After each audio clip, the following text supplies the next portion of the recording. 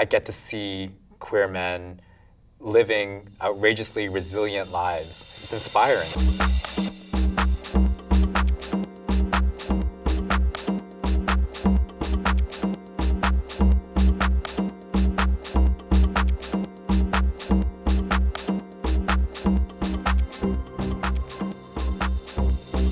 I kept separate and away from substance use care because I didn't like the sort of judgmental attitudes towards people who use drugs. I was a raver, I was at parties, I've used many of the substances people are talking about and not had problems, and I feel lucky and blessed. I know that for some of those in our community, it doesn't go that way. And so I want to make sure that there's services available, that people don't feel judged. I mean, we've, as a community, faced so much judgment in ways that I think isolate us and make it hard to make changes. I don't think people recover just because you go see a doctor or you see a therapist. I think you recover because you see those people and your community comes around you, or you build a community around yourself to support yourself in recovery. And the benefits that come from that are phenomenal. So in that, I feel joy, while I also feel the sadness that I know there are guys out there that are struggling right now. I was already involved in going dancing and the rave scene. I made a choice one night I'm going to go to this rave. I went with 3 girls, they'd never been to one. That first time I did ecstasy, I knew exactly what I was getting into. I knew those risks. It was also the first time I saw someone die.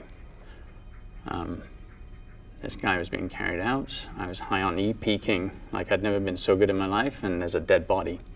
I didn't know him, but I found out later, 23 years old, left behind a pregnant girlfriend. It's just so unnecessary, such a preventable death. So I think that's a big moment for me as to why I got into doing some of this kind of stuff. It's tiring, it really is. I have a lot of friends that use, I'm connected to many harm reduction workers, I'm connected to many people who use drugs, and it has become, particularly since 2016, 17, it has become really, it's hard. So many deaths, like I've lost count.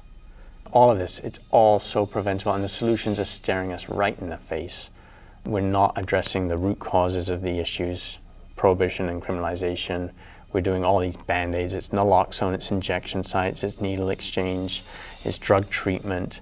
You know, all of these are band-aids because the root cause of the problem, the stigma that criminalization creates, the toxic drug supply that's created by it, it's not changing, and that's what keeps me going, is that we just have to change that.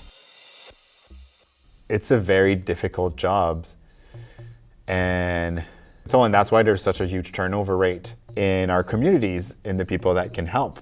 It mixed up with my personal life, where I would go out on to Toronto Island or in the gay village and see my clients when they're high. And the week before, they told me they did not want to get high. And now I'm in my personal life, and what do I do with this knowledge? Do I bring it in therapy next time I see them or not? There's no great answer. Because let's be real, there's an array of people who use crystal meth, and some of them are super sweet, and some of them are extremely toxic and trigger everything that's inside of me. And all of these people deserve the same help and the same care from me. I think most of the time I just laugh my way through my life. And it has worked well for me, and hopefully it works well with the people that I work with. So my whole life has been finding a balance between being able to work in that field and not burning out, and I'm still on a daily basis trying to strike that balance. I am a member of a community that is struggling, and I think it is important for human beings who exist in a particular community that is struggling to look within, right? To understand how to support your own community. The chemical itself leaves some people feeling like for the first time they are brave, they are empowered, they are feeling some level of assertion that they haven't otherwise experienced in their life. My hope is we have a different call to action. We have a different response that is more around empathy and compassion and safety, as opposed to replicating the hate that we ourselves have experienced as individuals. this work is important to me because I myself am a queer man of color, and I understand the forces which have really created trauma in my own life.